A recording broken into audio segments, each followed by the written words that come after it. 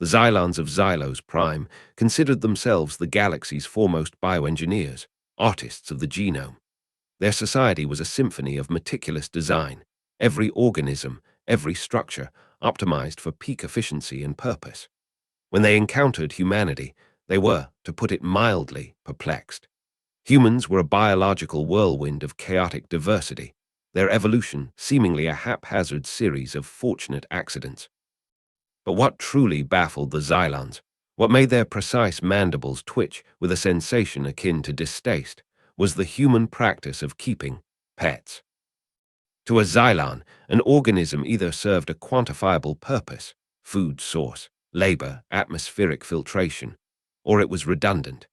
The concept of expending resources on creatures solely for companionship or emotional fulfillment was the epitome of inefficiency, a prime example of humanity's sentimental and illogical nature. Animals like dogs, cats, birds, creatures that lazed about human dwellings, consuming resources and contributing no measurable output, were anathema to Xylon sensibilities. Unit 734, a lead Xylon xenobiologist, and Unit 521, its primary xenolinguist and behavioral analyst, were part of a covert research mission to Earth. Their objective: to discreetly study Terran ecosystems, and more specifically, to understand the bizarre, resource-draining bond humans formed with these non-productive fauna.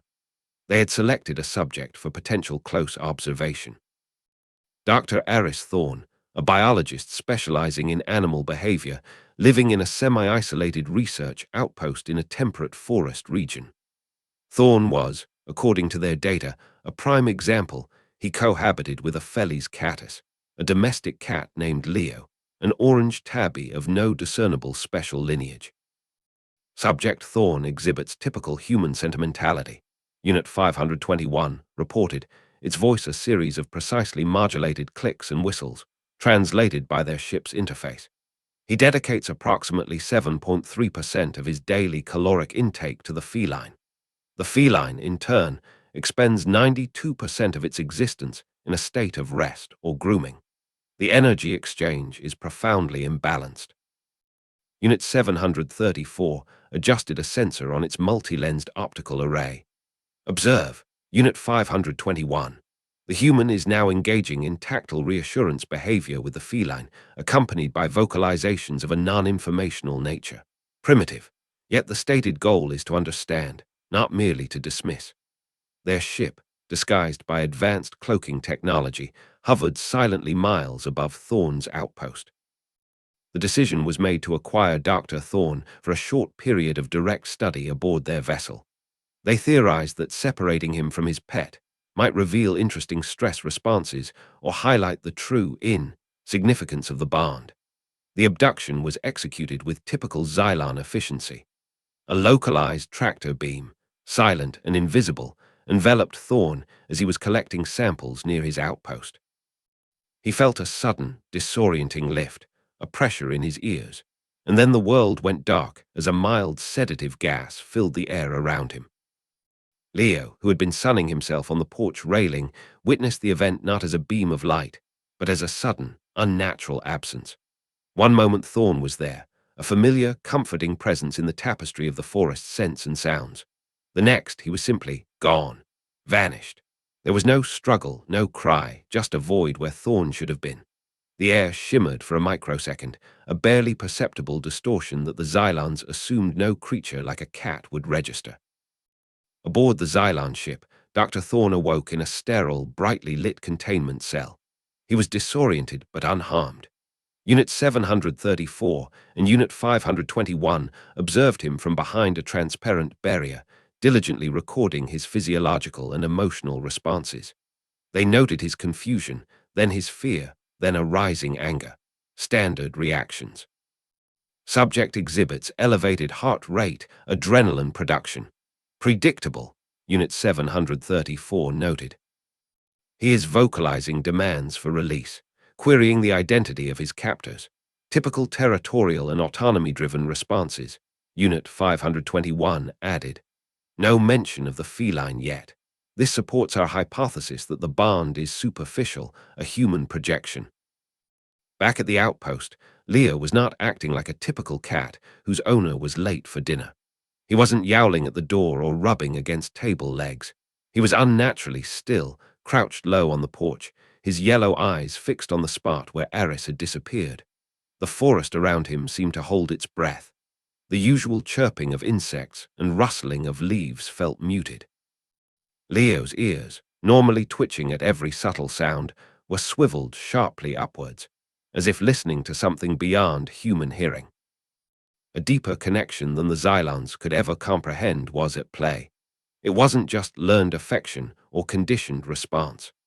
Generations of human-animal coexistence, of shared lives and whispered secrets, of unspoken understanding and deep, resonant emotion, had woven something into the very fabric of some Terran species. It was a latent field, an empathic resonance that humanity itself was largely unaware of, a byproduct of their intense emotional lives and their tendency to pour that emotion into the creatures they loved. Eris Thorn, alone and terrified in his alien cell, did what many humans do under extreme stress. His thoughts, his emotions, became a desperate, silent scream. "Leo, where are you? I need help." Leo. He wasn't projecting a telepathic message in the science fiction sense. It was raw, unadulterated emotional distress, a beacon of fear and desperate longing for comfort, for his familiar. And Leo felt it. It wasn't a sound or a sight. It was a pull, a visceral, undeniable tug in his core, a wave of his human's distress washing over him, as real as the sun on his fur. And with it, something ancient and dormant within his DNA, something intertwined with millennia of shared existence with an emotionally potent species, began to awaken. The first change was subtle. The air around Leo seemed to shimmer, almost like heat haze. His orange fur bristled, not in fear, but as if charged with static electricity. His eyes, those intelligent yellow orbs, began to glow with an internal luminescence, the pupils contracting to sharp, focused slits despite the dimming twilight.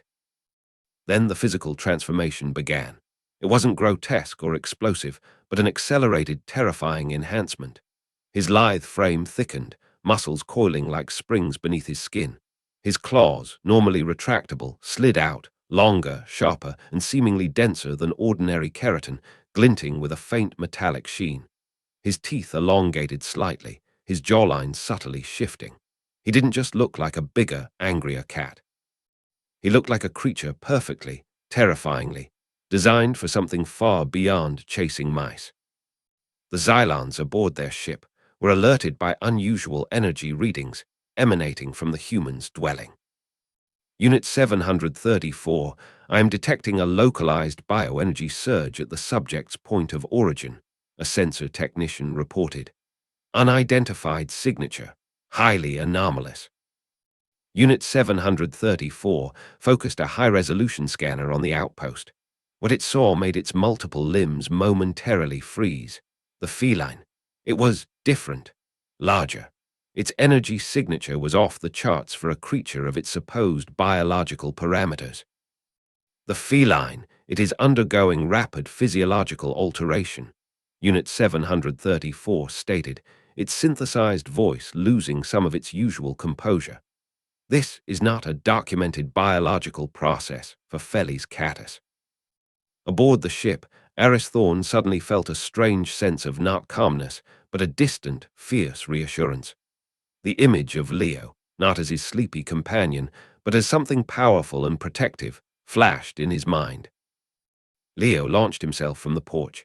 He didn't run, he flowed, a silent orange streak across the darkening forest floor. His movements were impossibly fast, impossibly agile. He wasn't tracking a scent. He was moving towards that empathic pull, towards the source of Eris's distress, which was now a homing beacon in his enhanced senses. He moved towards the Xylon ship, still cloaked, still miles above. The Xylons, confident in their stealth technology, were unprepared. "The feline life form is approaching our position at extreme velocity," the technician exclaimed. "Its trajectory is vertical. This is impossible. It has no apparent means of propulsion." Leo wasn't flying.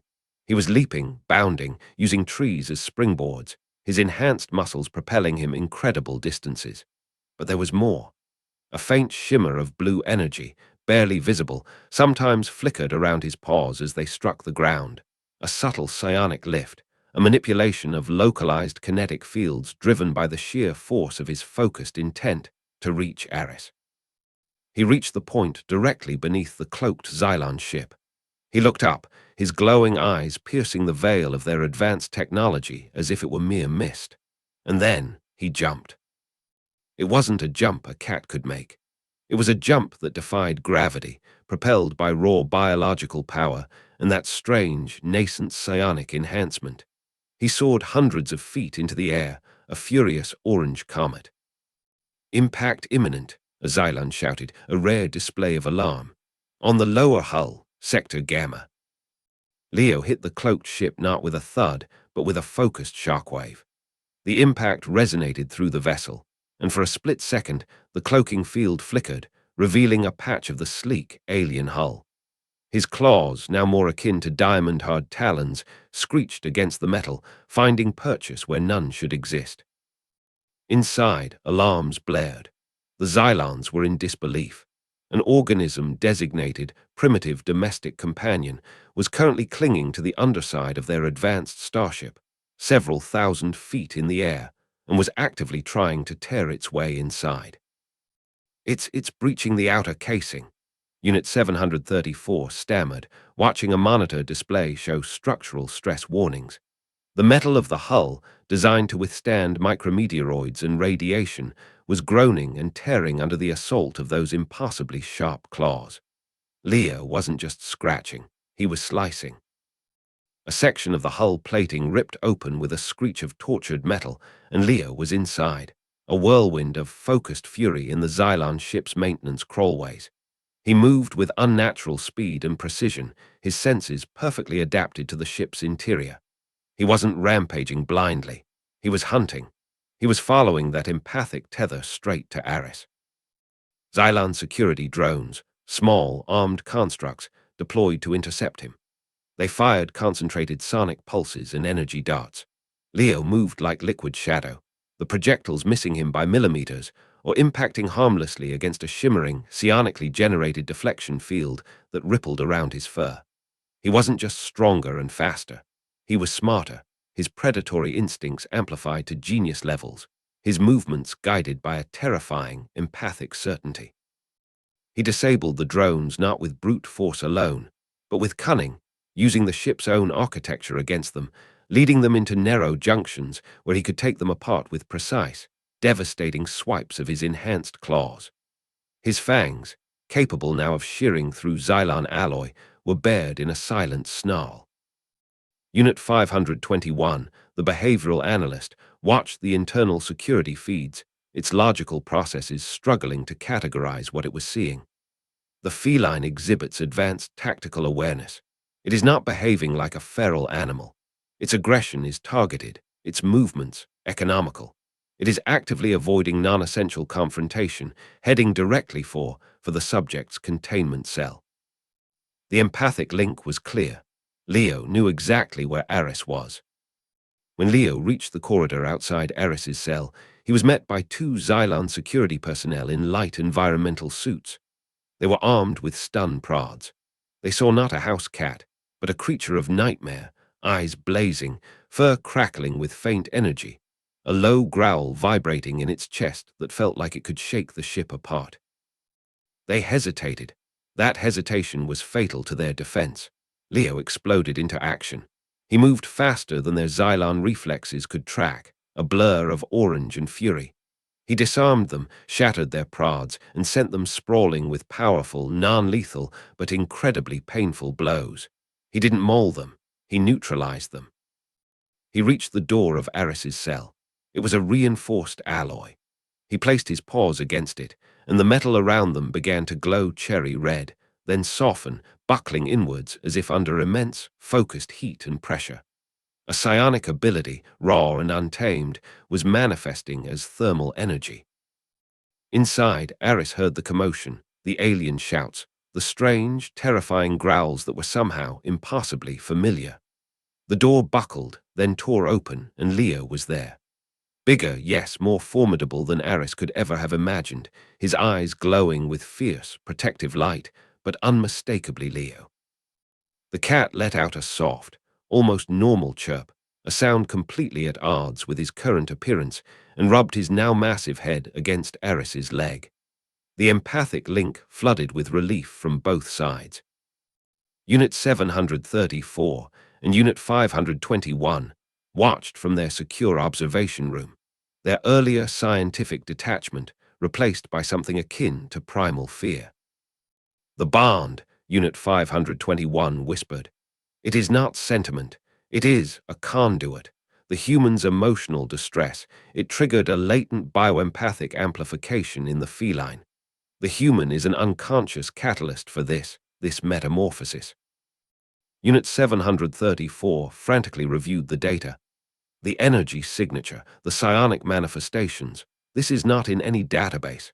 Earth, its ecosystem, it's not merely chaotic. It is reactive, symbiotic in a way we never conceived.